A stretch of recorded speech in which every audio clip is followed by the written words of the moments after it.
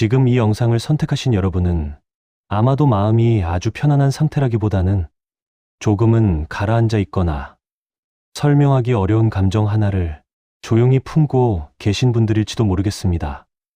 누군가의 말 한마디가 오래 마음에 남았고 이미 끝난 일임에도 자꾸만 그 장면이 떠오르며 혼자 있을 때마다 그때 하지 못한 말들이 뒤늦게 머릿속을 채우지는 않으셨는지요. 우리는 젊을 때보다 훨씬 많은 것을 이해하게 되었고 세상 일을 넓게 바라볼 수 있게 되었지만 아이러니하게도 마음은 더 쉽게 흔들릴 때가 많습니다. 참아야 할 일은 늘어났고 이해해야 할 사람도 많아졌지만 정작 내 마음을 풀어놓을 곳은 점점 줄어들었습니다. 그래서 감정은 밖으로 터져 나오기보다 안으로 쌓이는 쪽을 택하게 됩니다. 분노는 그렇게 어느 날 갑자기 생겨난 감정이 아니라 오랜 시간 말하지 못하고 삼켜온 마음들이 조용히 쌓여 만들어진 감정인지도 모릅니다.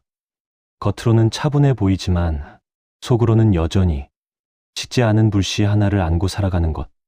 그것이 지금 우리의 모습일지도 모르겠습니다. 조선의 실학자 정약용은 이런 분노에 대해 아주 담담하지만 깊은 말을 남겼습니다. 분노는 상대를 태우는 불이 아니라 먼저 나 자신을 태우는 불이라는 말입니다. 이 말은 분노가 잘못된 감정이라는 뜻이 아니라 다루지 않은 분노는 결국 나의 하루와 나의 마음을 가장 먼저 소모시킨다는 현실적인 경고에 가깝습니다. 그래서 오늘 이 시간은 화를 억지로 참으라는 시간이 아닙니다. 억울했던 마음을 없던 일처럼 넘기라는 시간도 아닙니다.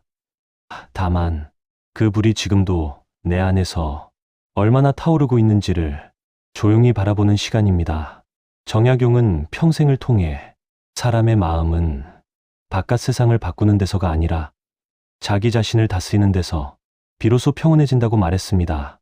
이 영상은 그가 남긴 생각을 따라 분노를 억누르는 법이 아니라 분노에 끌려가지 않는 법을 천천히 함께 살펴보려 합니다. 지금 이 순간만큼은 누군가를 떠올리며 화를 내기보다 나 자신을 위해 잠시 마음의 속도를 늦춰보셔도 괜찮습니다. 이 시간은 설명도 판단도 필요 없는 오롯이 여러분의 시간입니다. 우리는 화가 날 때 대개 이렇게 말합니다. 참을 만큼 참았다고.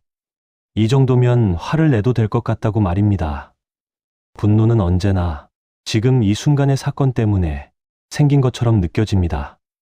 하지만 조금만 멈춰서 마음을 들여다보면 그 화는 오늘 처음 생긴 것이 아니라는 사실을 알게 됩니다. 분노는 대개 이미 마음속에 자리 잡고 있던 감정이 어떤 계기를 만나 겉으로 드러난 경우가 많습니다. 정약용은 분노를 우연히 생기는 감정으로 보지 않았습니다. 그는 분노를 마음이 반복해서 만들어 온 습관이라고 보았습니다. 사람은 자주 떠올리는 생각에 익숙해지고 익숙해진 생각은 어느 순간 자동으로 반응이 됩니다. 그래서 화를 자주 내는 사람은 유난히 성격이 급한 사람이 아니라 화를 내는 방식에 오래 익숙해진 사람일지도 모릅니다. 젊은 시절에는 이 분노가 오히려 앞으로 나아가기 위한 힘처럼 느껴지기도 했습니다. 하지만 시간이 흐르면서 분노의 방향은 조금씩 달라집니다. 젊었을 때의 분노가 바깥을 향해 있었다면 지금의 분노는 점점 안으로 향합니다. 정약용은 이 변화의 핵심에 기대가 있다고 말합니다. 사람은 화를 내는 순간 상대를 탓하지만 그 밑바닥에는 내 마음속 기준과 현실이 어긋났다는 감정이 숨어 있습니다. 이 정도는 해줘야 하지 않느냐, 이만큼은 알아줘야 하지 않느냐는 말로 하지 않은 기대들, 그 기대가 남아있는 한 분노는 형태만 바꿔가며 계속해서 모습을 드러냅니다. 그래서 정약용은 말합니다.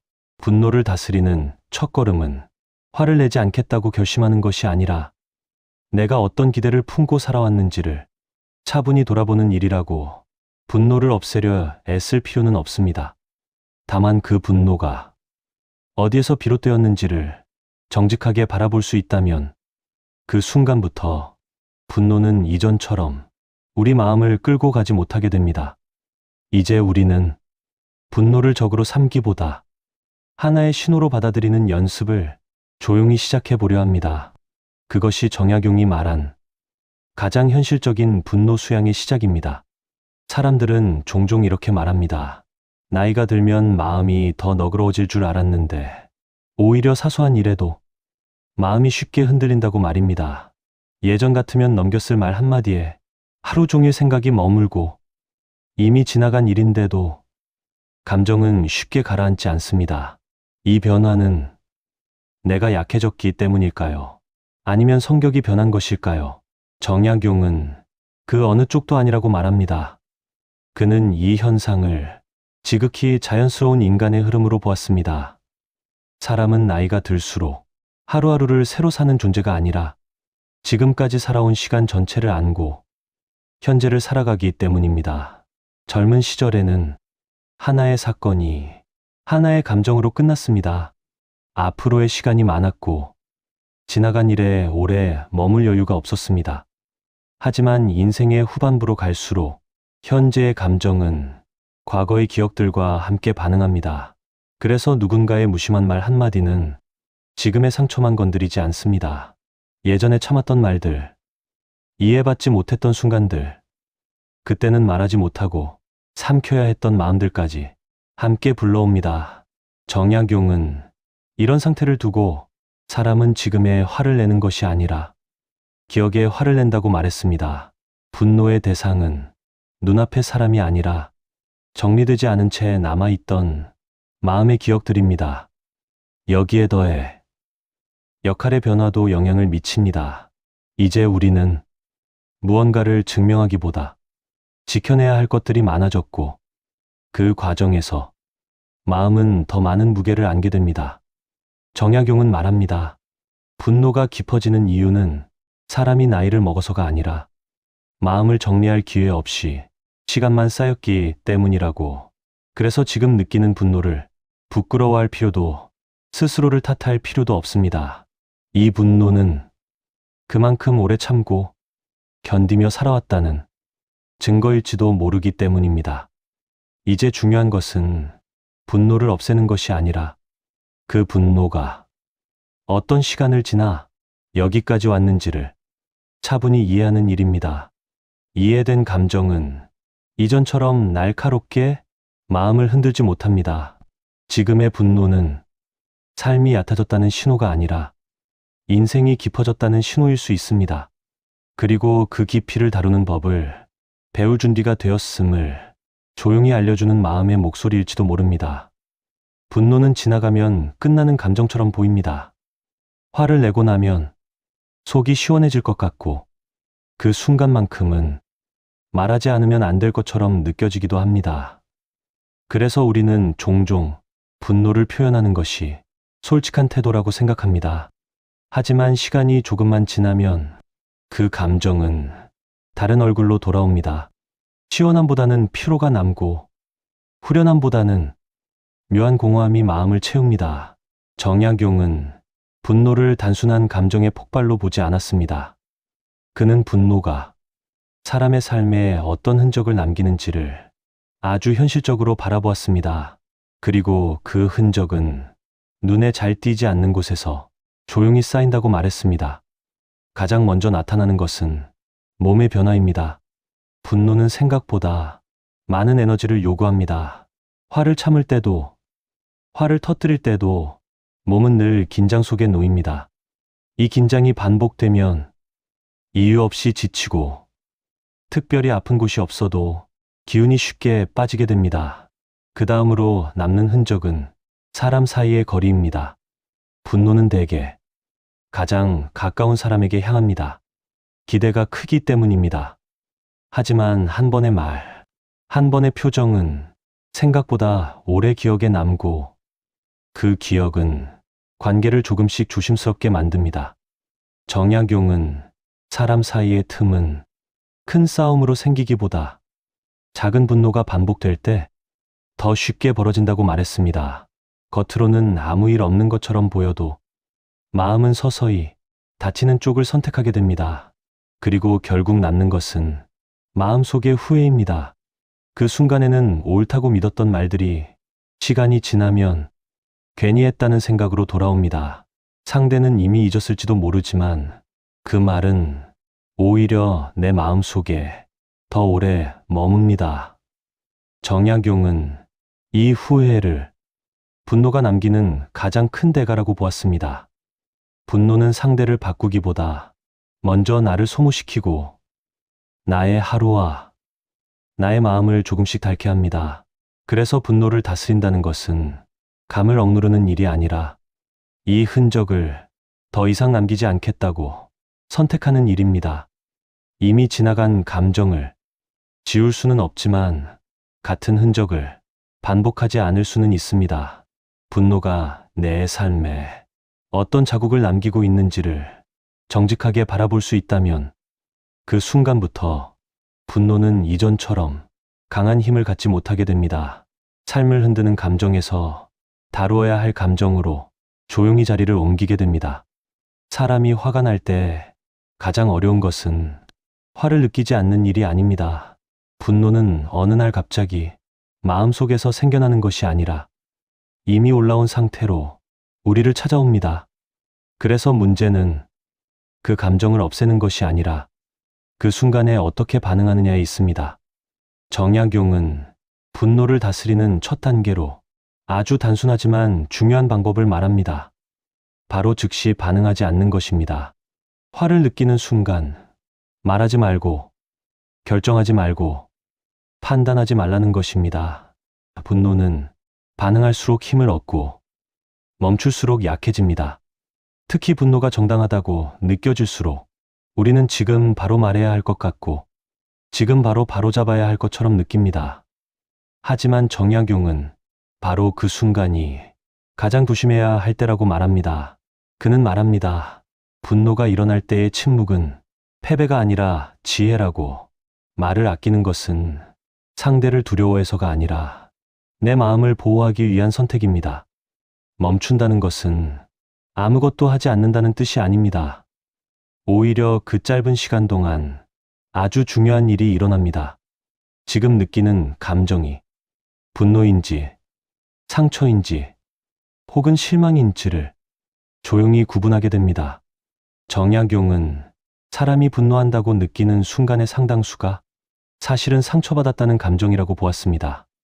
그러나 이 둘을 구분하지 못하면 상처를 다뤄야 할 순간에 분노로 밀어붙이게 됩니다. 그래서 멈춤은 분노를 참는 기술이 아니라 감정을 정확히 알아차리는 기술입니다. 지금 이 감정에 말이 필요한지 아니면 잠시 지나가게 두어야 할 것인지를 판단할 수 있게 해줍니다. 정약용은 이 멈춤의 시간을 숨을 고르는 순간에 비유했습니다. 숨을 고르지 않으면 다음 말을 제대로 할 수 없듯이 마음을 고르지 않으면 어떤 말도 제자리를 찾기 어렵습니다. 이 작은 멈춤이 생기기 시작하면 분노는 더 이상 우리를 끌고 가지 못합니다. 아직 사라지지는 않았지만 적어도 그 방향은 우리가 선택할 수 있게 됩니다. 분노를 느낄 때 우리는 흔히 스스로를 설득하려 합니다. 내가 너무 예민한 건 아닐까? 상대도 나름의 사정이 있지 않을까 하며 생각을 바꾸려 했습니다. 하지만 그런 노력은 대부분 오래가지 못하고 오히려 마음을 더 지치게 만들 때가 많습니다. 정약용은 분노의 순간에 생각을 억지로 바꾸려 하지 말라고 말합니다. 감정이 앞서 있는 상태에서는 어떤 생각도 제자리를 찾기 어렵기 때문입니다. 그는 이때 필요한 것은 생각의 전환이 아니라 거리의 확보라고 보았습니다. 거리를 둔다는 것은 상대를 밀어내는 것이 아닙니다. 다만 마음속에서 상대와 나를 너무 가까이 붙여놓지 않는 것입니다. 분노가 커질수록 우리는 상대의 말과 행동을 내 감정의 한가운데에 두게 되고 그럴수록 분노는 더 큰 힘을 얻게 됩니다. 정약용은 이럴 때 시선을 조금 넓혀보라고 말합니다. 지금 이 사람은 내 인생 전체가 아니라 삶의 한 장면일 뿐이고 이 상황 역시 영원한 문제가 아니라 지나가는 순간일 뿐이라는 사실을 조용히 떠올려 보라는 것입니다. 중요한 것은 옳고 그름을 지금 당장 결정하려 들지 않는 일입니다. 분노가 올라온 상태에서 누가 맞고 누가 틀렸는지를 따지면 마음은 더욱 단단해지고 분노는 오래 머뭅니다. 정약용은 옳음에 집착할수록 분노는 쉽게 물러나지 않는다고 말했습니다. 거리를 둔다는 것은 내가 항상 옳을 필요는 없다는 사실을 잠시 허락하는 일입니다. 그리고 상대가 틀렸더라도 그 판단을 지금 이 순간에 반드시 내려야 할 이유는 없다는 것을 스스로에게 알려주는 일입니다. 이렇게 거리가 생기기 시작하면 처음에는 분노로 느껴졌던 감정이 실은 실망이었고 서운함이었음을 뒤늦게 알아차리게 됩니다. 그 순간 분노는 더 이상 밀어붙일 이유를 잃습니다. 정약용이 말한 거리두기는 문제를 회피하는 태도가 아니라 문제를 다룰 수 있는 적절한 위치로 마음을 옮기는 지혜입니다. 그 거리만큼 분노의 온도는 자연스럽게 낮아집니다. 분노는 언제나 상대의 행동에서 시작되는 것처럼 보입니다. 왜 그런 말을 했는지, 왜 그런 선택을 했는지, 왜 나를 이렇게 대하는지, 우리는 화가 날 때 자연스럽게 시선을 바깥으로 돌립니다. 하지만 정약용은 분노의 시선을 조용히 안쪽으로 돌려보라고 말합니다.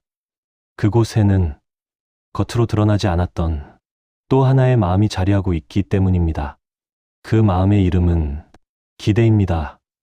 말로 꺼내지 않았지만 마음속에서는 이미 이 정도는 해줘야 하지 않을까, 이만큼은 알아줘야 하지 않을까 하고 바라왔던 마음입니다. 기대는 충족될 때는 존재감이 없지만 어긋나는 순간 분노라는 얼굴로 나타납니다. 정약용은 사람이 화를 내는 이유는 상대가 기대에 못 미쳐서가 아니라 그 기대를 당연하게 여기고 있었기 때문이라고 말합니다. 특히 인생의 후반부로 갈수록 이 기대는 더 깊어집니다. 오랜 시간 함께한 관계일수록 말하지 않아도 알아주기를 바라게 되고 그만큼 기대는 마음속 깊은 곳에 자리 잡습니다. 하지만 상대는 내 마음속 기대를 알지 못한 채 행동합니다. 그 간극에서 실망이 생기고 그 실망이 풀리지 못하면 분노로 굳어집니다. 정약용은 이때 기대를 내려놓으라고 말합니다. 이는 체념이나 포기가 아니라 마음을 지키는 선택입니다. 기대를 내려놓는 순간 상대의 행동은 나를 흔드는 기준이 아니라 그 사람의 선택으로 돌아갑니다. 기대를 내려놓으면 관계가 멀어질 것 같지만 실제로는 그 반대인 경우가 많습니다. 기대가 줄어들면 분노도 줄어들고 분노가 줄어들면 관계에는 여유가 생깁니다. 정약용은 사람에게서 완성을 기대할수록 마음은 쉽게 다친다고 말했습니다. 사람은 기대의 대상이 아니라 이해의 대상일 때 비로소 편안해집니다. 그래서 분노가 올라올 때마다 이 질문 하나면 충분합니다. 지금 내가 화가 나는 이유가 상대의 잘못 때문인지 아니면 내가 품고 있던 기대 때문인지, 이 질문을 던지는 순간 분노는 이미 조금 힘을 잃습니다. 기대는 내가 선택한 마음이기 때문에 내려놓을 수 있는 자유 역시 함께 가지고 있기 때문입니다. 분노를 다스리는 일은 어느 날 갑자기 끝나는 일이 아닙니다. 정약용은 마음의 수양은 큰 결심이 아니라 하루를 살아가는 작은 선택들이 쌓여 만들어진다고 말했습니다. 그래서 분노 역시 특별한 순간이 아니라 아주 평범한 하루 속에서 다루어져야 한다고 보았습니다. 하루는 생각보다 많은 자극으로 시작됩니다. 몸은 예전 같지 않고 사소한 불편함에도 마음은 쉽게 날카로워집니다. 이때 우리는 흔히 오늘만큼은 화를 내지 말자고 다짐합니다. 하지만 이런 다짐은 오히려 마음을 더 긴장시키기도 합니다. 정약용은 분노를 느끼지 않겠다고 결심하지 말라고 합니다. 대신 오늘 하루에도 분노가 올라올 수 있음을 미리 인정하라고 말합니다. 마음은 억누를수록 반발하고 인정할수록 가벼워지기 때문입니다. 하루를 보내다 분노가 느껴지는 순간이 온다면 그때 필요한 것은 즉각적인 해결이 아닙니다. 정약용은 그 자리에서 이 질문 하나를 던져보라고 말합니다. 이 화가 내 오늘을 더 편안하게 만들 것인지, 아니면 하루를 더 무겁게 만들 것인지. 이 질문은 분노를 판단하기 위한 것이 아니라 선택하기 위한 질문입니다. 화를 내는 것이 내 마음에 어떤 결과를 남길지를 잠시 미리 바라보는 일입니다. 대부분의 경우 우리는 이미 그 결과를 알고 있습니다.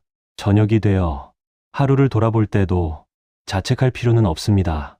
잘 참았는지, 화를 내지 않았는지를 평가하지 말고 어떤 순간에 마음이 흔들렸는지를 조용히 떠올려 보면 충분합니다. 정약용은 자책 없는 돌아봄이 마음을 가장 빠르게 정리한다고 말했습니다. 이렇게 하루하루 분노를 다루는 연습을 하다 보면 어느 순간 분노는 예전처럼 갑작스럽게 마음을 끌고 가지 못합니다.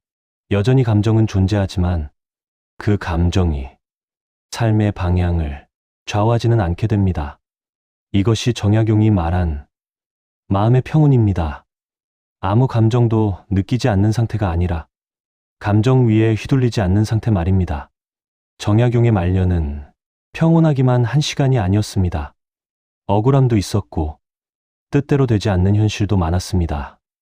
그러나 그는 그 모든 감정을 끝까지 움켜쥐고 살아가지 않았습니다. 세상과 싸우기보다 자기 마음을 바라보는 쪽을 선택했습니다. 그가 살아오며 깨달은 것은 분명했습니다.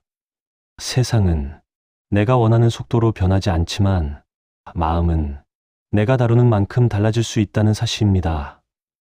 그래서 그는 분노를 없애야 할 적이 아니라 다루어야 할 마음의 흐름으로 보았습니다. 분노를 다스리는 사람의 노년은 결코 무기력하지 않습니다. 오히려 그 반대입니다. 쓸데없는 에너지를 분노에 쓰지 않기 때문에 삶의 다른 부분에 마음을 쓸 여유가 생깁니다. 사소한 일에 쉽게 흔들리지 않고 사람을 있는 그대로 바라볼 수 있으며 하루의 기분을 스스로 지켜낼 수 있게 됩니다.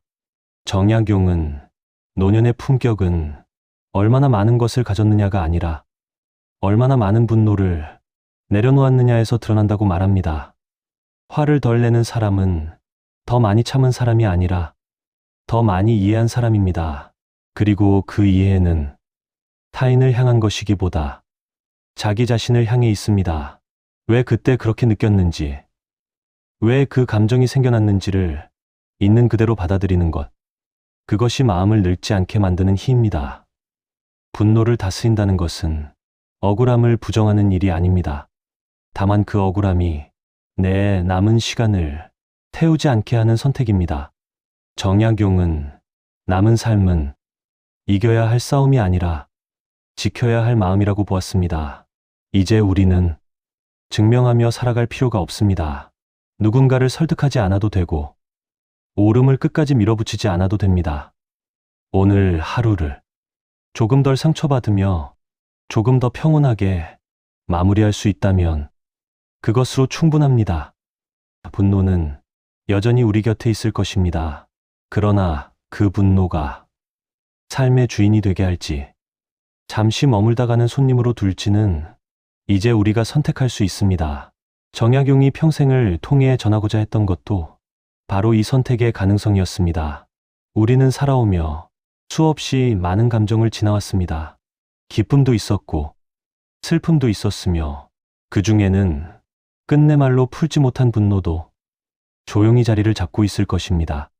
그 감정들은 우리가 부족해서 생긴 것이 아니라 각자의 자리에서 성실하게 살아왔기 때문에 자연스럽게 쌓인 흔적들입니다. 정약용은 분노를 없애야 할 결함으로 보지 않았습니다. 그는 분노를 사람이 살아온 시간과 함께 자라난 마음의 신호로 보았습니다. 다만 그 신호를 어떻게 대하느냐에 따라 남은 삶의 결이 달라진다고 말했습니다. 오늘 우리는 분노를 억누르는 법이나 참아내는 법을 배우지 않았습니다. 대신 멈추는 법을 배우고 거리를 두는 법을 배우고 기대를 내려놓는 법을 천천히 살펴보았습니다. 이 선택들은 마음을 약하게 만드는 것이 아니라 오히려 삶을 단단하게 만드는 지혜에 가깝습니다. 분노는 누군가를 이기게 해주지 않습니다. 다만 하루를 소모시키고 관계를 거칠게 만들고 무엇보다 나 자신을 먼저 지치게 할 뿐입니다. 그래서 정약용은 분노와 싸우지 말고 그 곁을 지나가라고 말했습니다. 붙잡지 않으면 분노는 오래 머물지 못합니다. 이제 남은 시간은 증명해야 할 시간이 아니라 지켜야 할 시간에 더 가깝습니다. 내 마음을 지키고, 내 하루를 지키고, 내 평온을 지키는 시간입니다. 모든 분노를 완전히 내려놓지 못해도 괜찮습니다. 다만 그 분노가 나의 남은 시간을 태우지 않게 할 수 있다면 그것으로 충분합니다. 오늘 이 영상이 여러분의 마음속 불씨를 모두 꺼주지는 못했을지 모릅니다. 하지만 적어도 불을 더 키우지 않는 방법 하나쯤은 건네드렸기를 바랍니다. 이제 오늘 하루는 조금 더 가볍게, 조금 더 평온하게 마무리하시길 바랍니다. 지금 이 순간 여러분의 마음이 조금이라도 편안해졌다면 그것이 이 시간의 가장 큰 의미입니다.